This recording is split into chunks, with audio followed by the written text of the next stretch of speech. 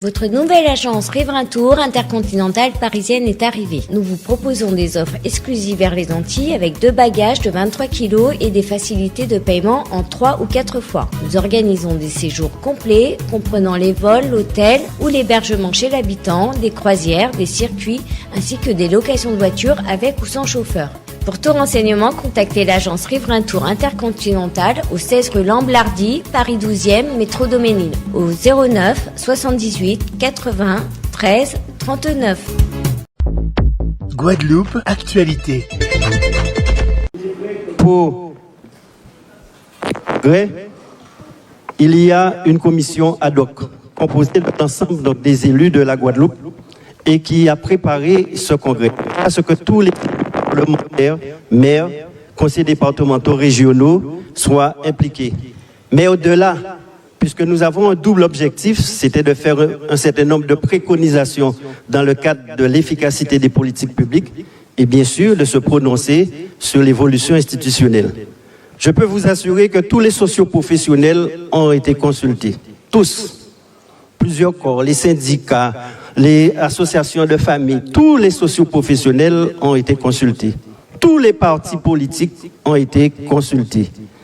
Effectivement, dans le document du rapport du Congrès, vous allez pouvoir retranscrire toutes ces propositions, toutes ces interventions.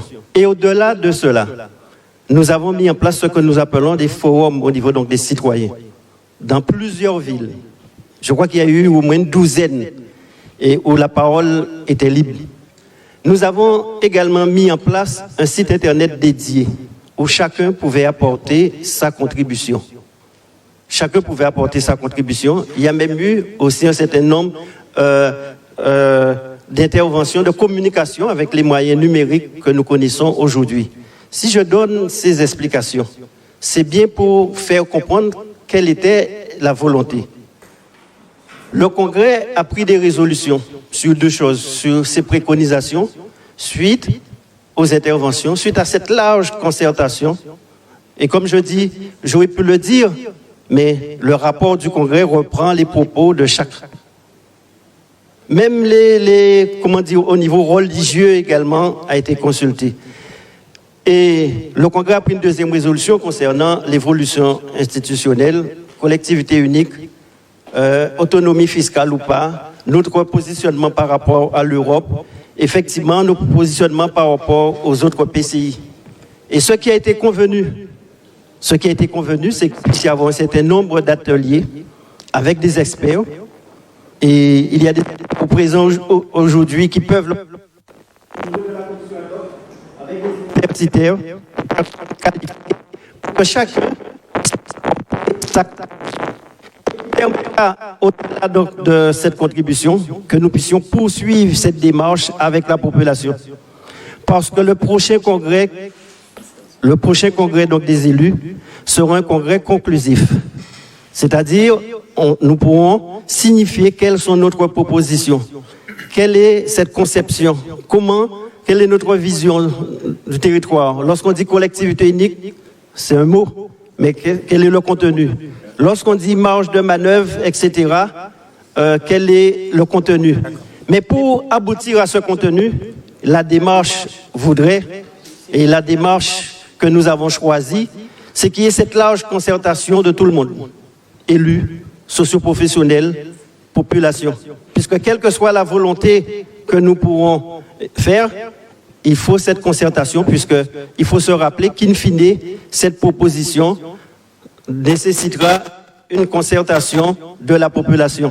Donc c'est pour cela qu'il ne faudrait pas que nous, dans cette démarche, de dire les élus qui ont fait Bitiayo, ni les universitaires qui là, ou les socioprofessionnels. Nous sommes tous des Guadeloupéens. Et quelle que soit la volonté que nous pouvons avoir, nous ne pourrons faire seuls. Les élus ne pourront pas faire seuls. Mais il ne s'agit pas non plus que chacun réfléchisse à son niveau pour déterminer quelle est sa vision unique ou propre de la Guadeloupe. Donc, nécessité de travailler ensemble au niveau des ateliers. Et j'invite toutes celles et celui qui est intervenu à pouvoir participer également à ces différents ateliers que nous avons pu mettre en place et qui va nourrir la réflexion. Et cette réflexion permettra d'aboutir à des propositions qui seront validées ou pas dans un prochain congrès. Et même si le congrès le valide, composé de l'ensemble donc des élus qui devra être validé par la population. Donc, c'est en ce sens qu'il y a un processus qui est en marche. Ce que j'invite chacun, c'est de pouvoir apporter sa contribution à ce processus, qu'il soit un politique comme moi-même, qu'il soit un acteur économique ou qu'il soit simple Guadeloupéen, chacun puisse apporter sa contribution. Merci. Alors, Monsieur Bernadotte souhaiterait apporter des éléments de réponse à la question. Ouais, je veux juste très rapidement parler d'un terme que j'aime beaucoup, c'est reconquérir le pays réel. J'ai commis un petit article qui portait ce titre. Et effectivement, c'est ce que j'essaie de dire lorsqu'on dit, on fait un colloque, mais aujourd'hui, le colloque il ne doit pas appartenir uniquement aux politiques et aux élus. C'est pour ça qu'on essaie de traduire cela avec des exemples prégnants. Quand on parle de droit du littoral, je pense qu'aujourd'hui, les propriétaires du Cabana Beach à Port-Louis ou à des Caracoli ou Raphaël passé samedi après-midi, ils se sentent concernés. Et c'est cette approche-là qui peut être intéressante.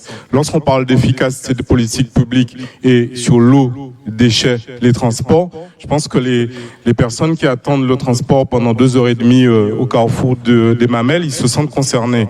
Et en fait, le lien qu'on doit faire tout à l'heure quand j'essayais, pas trop le temps, mais de parler de fertilisation croisée, c'est ça. C'est pas seulement une rencontre des acteurs institutionnels, communes, départements, régions, États, Europe, mais c'est aussi élargir ça aux partenaires privés. Vous pouvez pas aujourd'hui, et M. Sade le disait, parler de développement économique sans convoquer les socioprofessionnels, sans convoquer les chefs d'entreprise. Mais même là, tout cela est insuffisant parce qu'on voit bien jaillir au sein de nos sociétés aujourd'hui un fort mouvement citoyen qui, quelque part, ne se soucie même pas de ce que pense le politique aujourd'hui.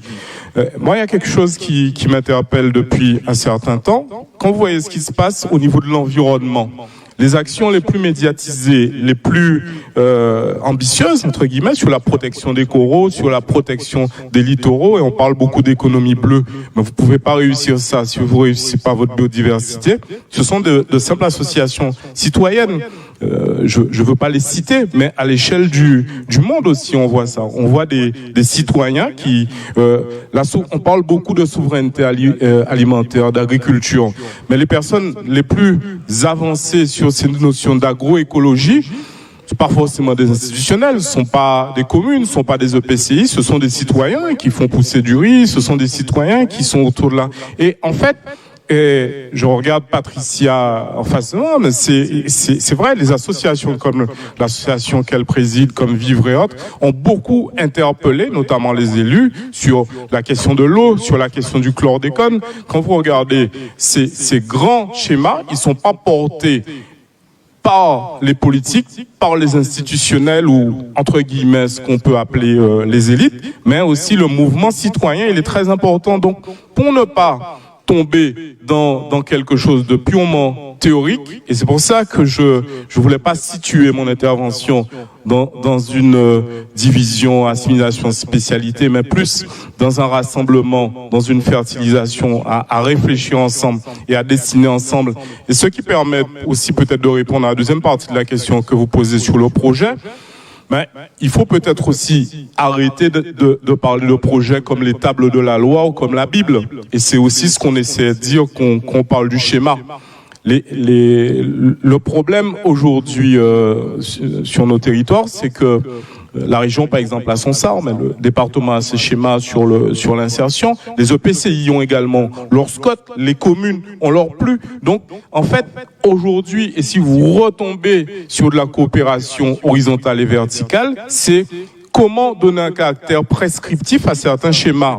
Et je pense que on peut l'appeler autrement, là, le schéma d'aménagement régional, pour qu'il englobe l'ensemble des acteurs et les ensembles on peut l'appeler schéma guadeloupéen, j'en sais rien. C'est déjà une marge du projet en termes d'aménagement, de développement. Lorsque vous identifiez ces différentes compétences, progressivement, vous avez quelque chose qui va devenir votre projet, mais qu'il ne faut pas appeler comme cela, puisqu'on a vu que depuis 1946, au lieu de faire du droit, on fait de l'idéologie. Donc dès que quelqu'un a un projet, si vous, votre projet, c'est l'autonomie et la spécialité, et l'autre, son projet, c'est l'assimilation et la dépense, vous ne serez pas d'accord. Donc il ne faut peut-être pas l'aborder sous le prisme du projet, mais sur le prisme de l'efficacité. Merci. Didier, on a une question juste. Alors, on va prendre une deuxième et dernière question. Ensuite, je ferai état des questions qu'il y a sur le Zoom et ensuite on va continuer parce qu'il faut qu'on avance. Bonjour tout le monde, Harry Olivier.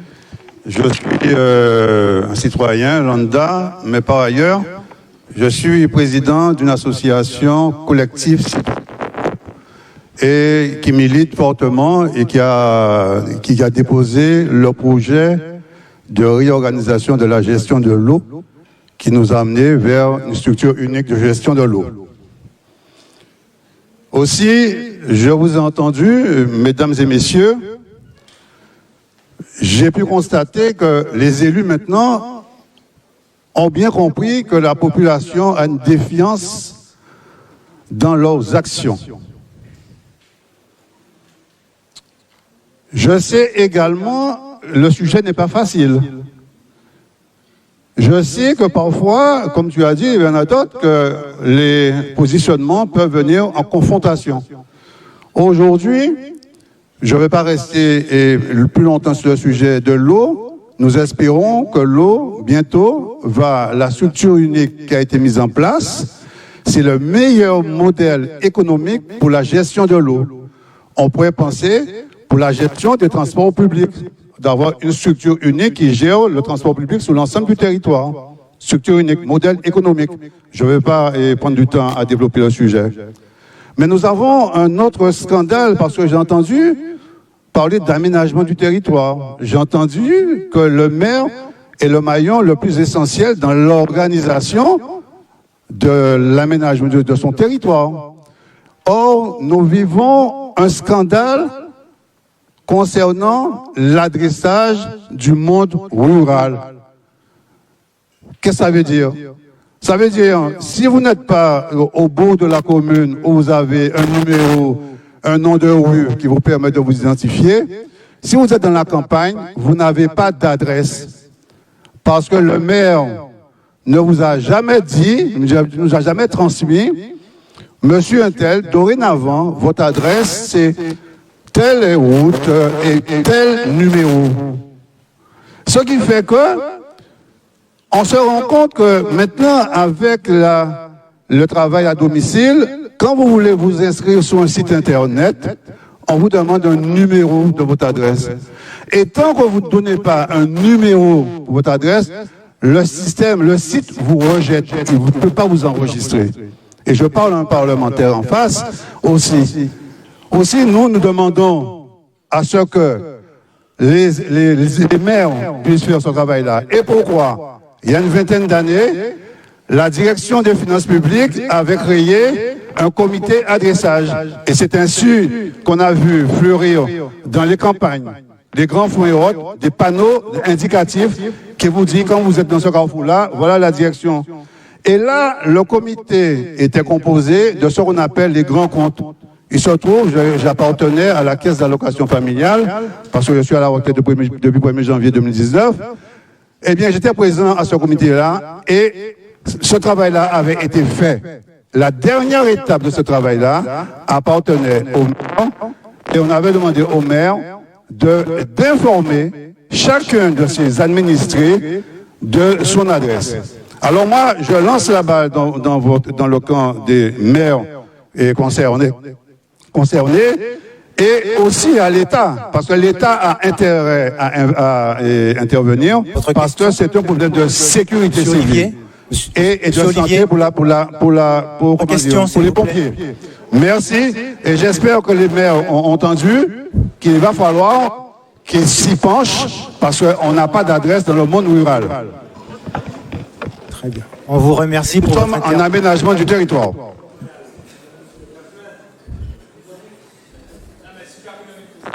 Non,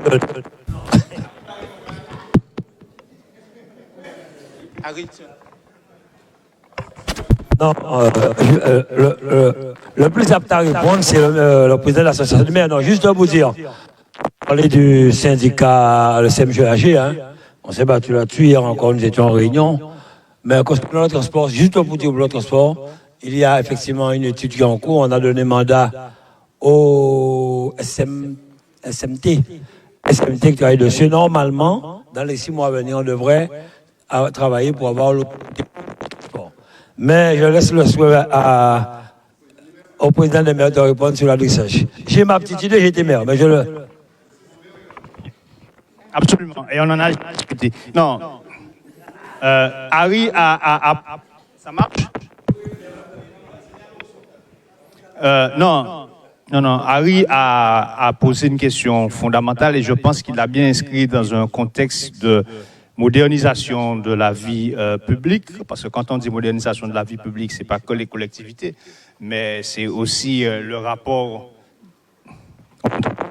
Non, ça marche pas, hein.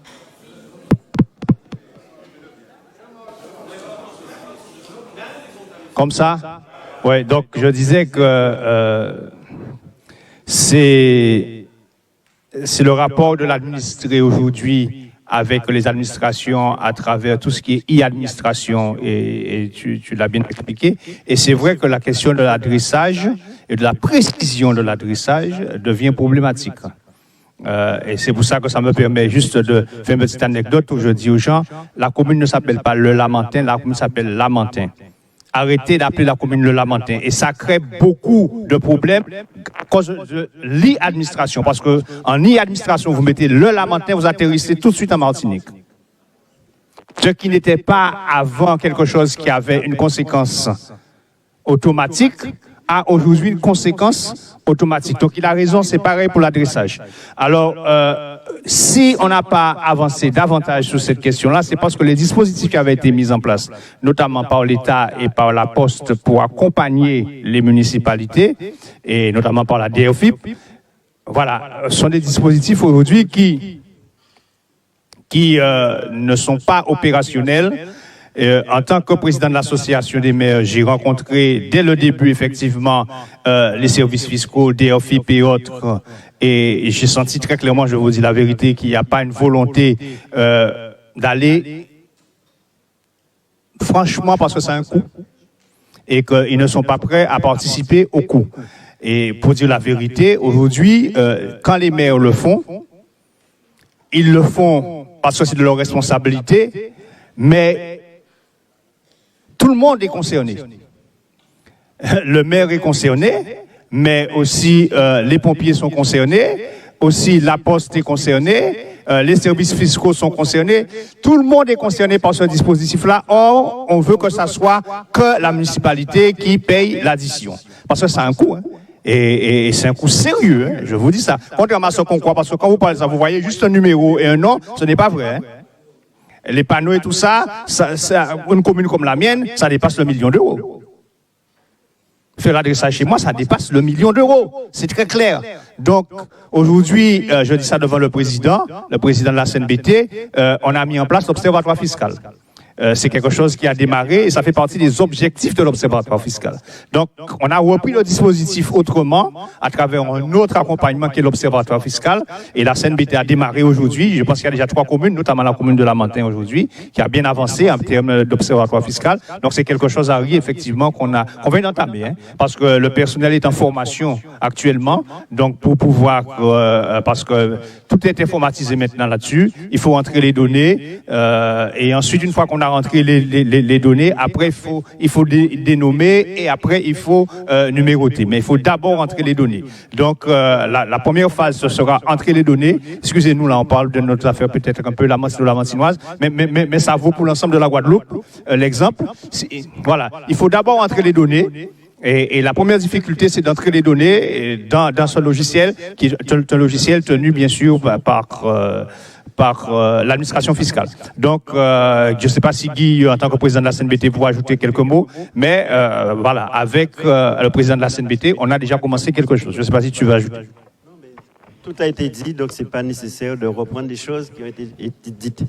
Je disais que a été dit, donc c'est pas nécessaire de répéter les mêmes choses. Je voudrais juste, peut-être c'est une incorrection, d'autant plus que j'ai été celui qui est arrivé en retard. Mais ce que je voudrais, c'est de dire que c'est une très bonne initiative, puisque cela part de cette démarche que nous disions, cette nécessité que tout le monde puisse débattre, puisse se poser donc des questions. Mais la petite parole que je voudrais dire, c'est un peu dommage que nous n'avons pas eu de voix féminine ou de présence féminine pour cela.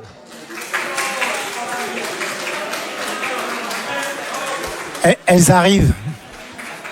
Alors. Oui.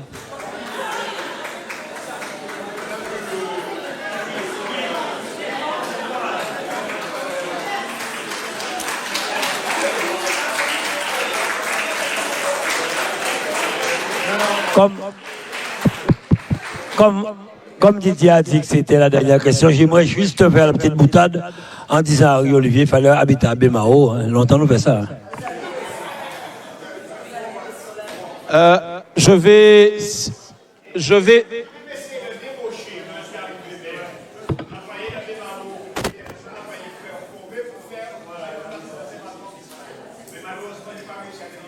Jocelyn, je vais, si vous permettez, répondre, puisque le bémol s'adresse à ceux qui essaient de mettre la symphonie en marche. D'abord vous dire, mesdames, qu'il faut attendre la fin, puisque le second... on garde toujours le meilleur pour la fin, Stéphanie.